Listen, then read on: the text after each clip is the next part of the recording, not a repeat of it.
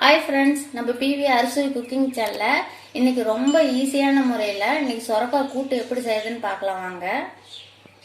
நான் சொரக்காய் ஒரு 1/2 கிலோ வர அளவுக்கு நான் சொரக்காய் எடுத்து வச்சுருக்கேங்க. இதை நல்லா சுத்தமாக கழுவிக்கலாம். இப்போ நல்லா சொரக்காய் கழுவிட்டுங்க, நல்லா கட் பண்ணிக்கலாம்.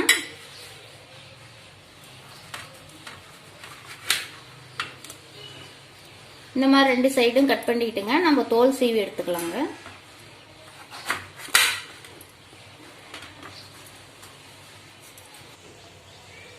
இப்போ நல்லா தோல் சீவி எடுத்துக்கிட்டாங்க, நம்ம பொடி பொடியை நறுக்கி எடுத்துக்கலாம்.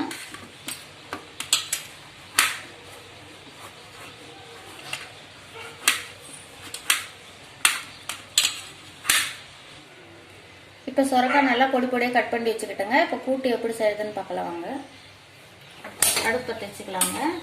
இந்த மாதிரி ஒரு பாத்திரம் வச்சுக்கலாங்க. இப்போ பாத்திரம் நல்லா காஞ்சிடுச்சுங்க. தேவையான அளவு எண்ணெய் சேர்த்துக்கலாம். இப்போ நல்லா எண்ணெய் காஞ்சிச்சுங்க. தேவையான அளவு கடுகு சேர்த்துக்கலாம். கருவேப்பிலை தலை தேவையான அளவு சேர்த்துக்கலாம். பெரிய வெங்காயம் 1 எடுத்துங்க, நீல வாக்கில் கட் பண்ணி வச்சிருக்கிறேன். 2 வரமிளகாய் வச்சிருக்கிறேங்க, சேர்த்துக்கலாம். நல்லா இந்த மாதிரி வெங்காயத்தை வதக்கி விட்டுக்கலாங்க. வெங்காயம் பாருங்க ஓரளவுக்கு நமக்கு நல்லா வணங்கிடுச்சு. இந்த அளவுக்கு நல்லா போதும். தக்காளி பழம் 1 எடுத்துங்க, பொடி பொடியாக கட் பண்ணி வச்சுக்கிறேன், அதையும் சேர்த்துக்கலாம். அதுலேயே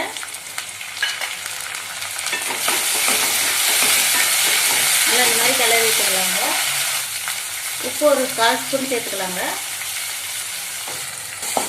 இப்போ தக்காளி பழம் நல்லா வணங்கிடுச்சுங்க. நம்ம மசாலா சேர்த்துக்கலாம். 1/4 ஸ்பூன் மஞ்சள் தூளுங்க, கரம் மசாலா 1/2 ஸ்பூனுங்க,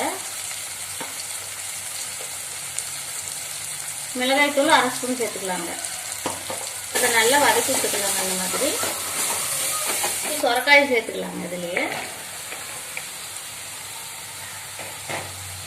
நல்லா மசாலாலாம் சொரக்காயோட சேர அளவுக்கு இந்த மாதிரி கிளறி விட்டுக்கலாங்க. கிளறி விட்டு தேவையான அளவு உப்பு சேர்த்துக்கலாங்க. சொரக்காய் நல்லா வேகிறதுக்காக தேவையான அளவு தண்ணி சேர்த்துக்கலாங்க. பாருங்க, நான் நல்லா சொரக்காய் முழுகிற அளவுக்கு தண்ணி சேர்த்துருக்குறேன். இப்போ நல்லா சொரக்காய் வேகட்டுங்க. நம்ம ஒரு 10 நிமிஷம் நல்லா மூடி போட்டு வேக வச்சு எடுத்துக்கலாம்.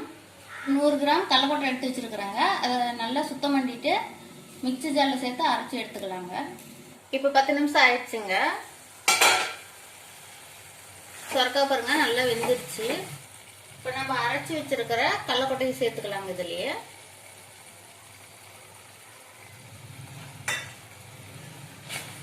இந்த மாதிரி நல்லா கிளறி விட்டுக்கலாம். தேவையான அளவு தண்ணி சேர்த்துக்கலாங்க.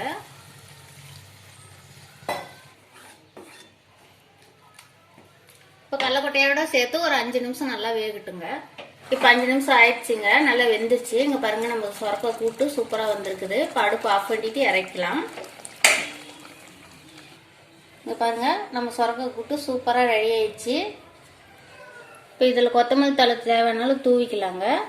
நீங்கள் வேணும்னா போட்டுக்கோங்க, இல்லைன்னா தேவையில்ல, அப்படியே சாப்பிட்லாம். சூப்பராக இருக்கும். நீங்களும் இந்த மாதிரி செஞ்சு பாருங்க, ரொம்ப நல்லா இருக்கும். இந்த வீடியோ பிடிச்சிருந்தா லைக் பண்ணுங்க, கமெண்ட் பண்ணுங்க, ஷேர் பண்ணுங்க. மறக்காம நம்ம சேனலுக்கு சப்ஸ்கிரைப் பண்ணுங்க.